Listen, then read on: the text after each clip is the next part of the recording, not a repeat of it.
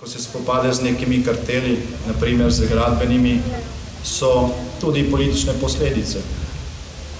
Naenkrat pade kje kakšen omet z tunela, padejo razpisi,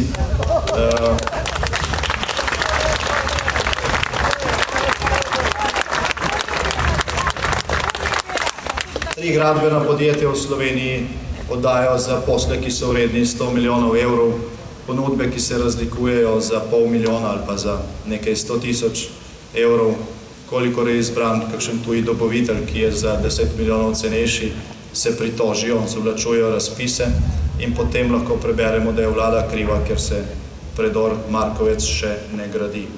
Na tej točki vlada ne bo popustila, tudi če bo ta predor zgrajen 3 leta kasneje.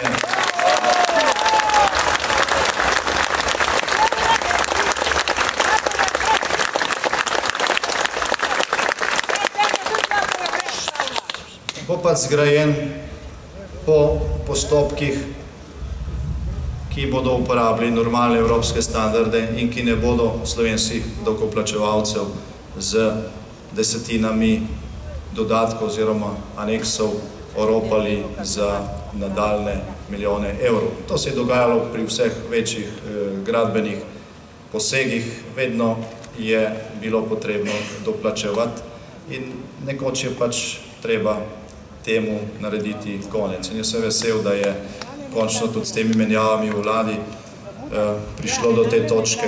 In zdaj smo pa seveda na višku.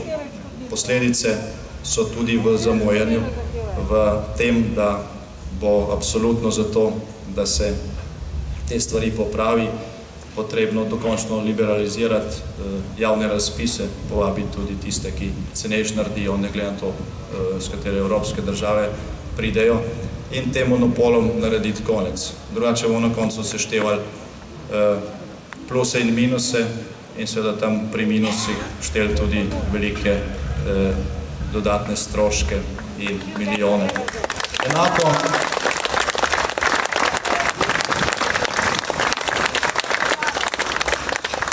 na ta isti kartel smo naleteli tudi, ko je šlo za spremembo načina cestninjenja v državi. Ta koalicija se je zavezala, da bo uvedla bolj pravično cestninjenje. Zapisali smo to v koalicijsko pogodbo, skušali smo uvesti satelitski sistem cestninjenja do konca tega mandata, zaradi različnih razlogov, tudi zaradi zamud pri vzpostavitvi evropskega sistema Galileo. To do letošnjega leta pač ni bilo mogoče. In zaradi tega se je koalicija odločila za naslednjo najboljšo možnost, to so pač vinjete. Dejstvo je, da te bistveno bolj pravično porazdelijo stroške med domačim prometom in tranzitom. Dosedanji sistem cestninjenja je bil takšen, da ste kilometre prevoženih avtocest enako plačevali tisti, ki ste te avtoceste že plačali in jih boste tudi v prihodnje, in tisti, ki se samo zapeljajo skozi in za te avtoceste niso dali nič. Torej, tranzit je bil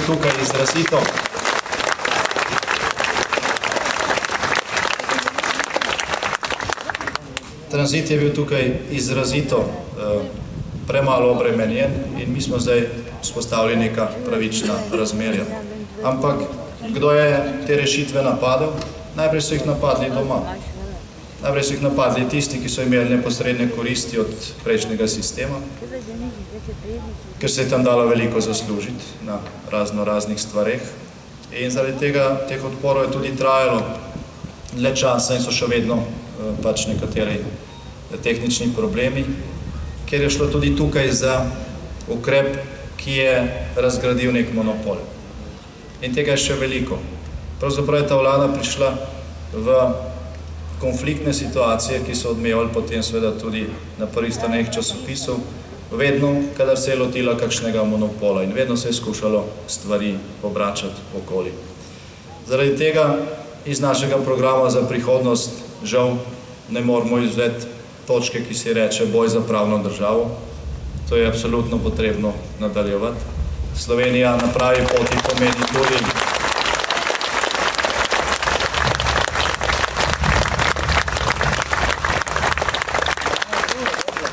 Slovenija na pravi poti pomeni seveda tudi vzpostavljanje mehanizmov, s katerimi bomo dejansko zagotavljali, da bomo pred zakonom vsi enaki.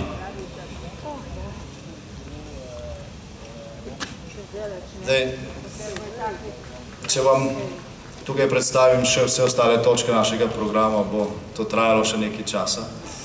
Predlagam, da jih preberete na naši spletni strani, kolikor niste doslej sledili predstavitvam. Slovenska demokratska stranka je tokrat za prihodnost pripravila zelo celovit program. Upoštevali smo vladne izkušnje zadnjih 4 let in tudi evropske izkušnje zadnje polovice leta. In če kje, potem je v ekipi, ki je vodila Evropsko unijo v zadnjih 6 mesecih, dovolj znanja, da na tej podlagi prenesemo številne dobre rešitve, ki smo jih srečali po Evropi in po svetu, tudi v našo prakso. Lahko vam pa rečem na podlagi te primerjave, da je možno stvari prenašati tudi v obratni smeri. Slovenija je dokazala v zadnjih letih, deloma tudi že prej, da je sposobna marsikaj, kar lahko posnemajo tudi drugi. Torej, še veliko je stvari, ki se jih lahko v dobrem smislu naučimo od drugih, vendar pa velja to tudi za njih. Dovolite mi, da ob koncu spregovorim še nekaj besed o nas samih, o Slovenski demokratski stranki. Zadnja leta so bila za nas tudi svojevrstna preizkušnja. Stranka je bila prvič v takšnem položaju. To je bil, tako kot za marsikatero drugo zadevo ali pa situacijo, na eni strani izziv, na drugi strani pa priložnost. Trudili smo se, da bi te izzive pa tudi nevarnosti spreminjali čim večkrat spreminjali v priložnosti in mislim, da smo bili pri tem večinoma uspešni. Slovenska demokratska stranka je nastala prej, preden je nastala slovenska država. Pravzaprav sta dve naši predhodnici, Slovenska demokratična zveza in Socialdemokratska zveza Slovenije, katerih pravni, moralni in politični naslednik smo, orali ledino tudi, ko je šlo za ustanavljanje slovenske države, in v tem času smo si nabrali veliko izkušenj. S temi izkušnjami v zadnjih letih pa se mi zdi, da je Slovenska demokratska stranka nekako dokončno dozorela, se dejansko preobrazila v zmagovito politično silo na Slovenskem in kot takšna bo nastopala na slovenskem političnem prizorišču še dolgo.